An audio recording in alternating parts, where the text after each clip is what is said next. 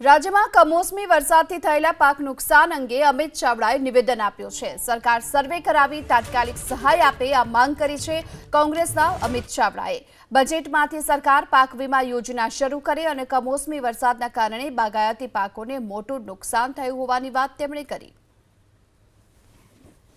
હમણાં જે છેલ્લે વાવાઝોડું આવ્યું, કમોસમી વરસાદો આવ્યા, એના કારણે આખા ગુજરાતમાં બાગાયતી પાકોને ખૂબ મોટું નુકસાન થયું છે।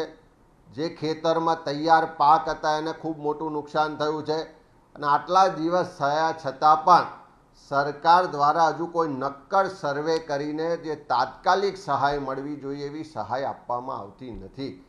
અનેક વખત રજૂઆતો કરી છે, માગણી કરી છે કે આવી પરિસ્થિતિઓ વારંવાર થાય છે।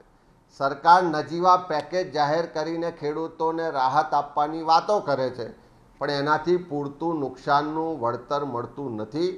એટલા જ માટે અમે માગણી કરીએ છીએ કે અત્યારે તો જે કમોસમી વરસાદમાં નુકસાન થયું છે એનું સર્વે કરીને તાત્કાલિક એને સહાય અપાય, પણ એના કાયમી નિવારણ માટે રાજ્ય સરકાર પોતાના બજેટમાંથી પાક વીમા યોજના શરૂ કરે એ તાત્કાલિક લોકોની માગણી છે, જરૂરિયાત છે અને એના માટે સરકાર ત્વરિત નિર્ણય લે એવી માગણી કરીએ છીએ।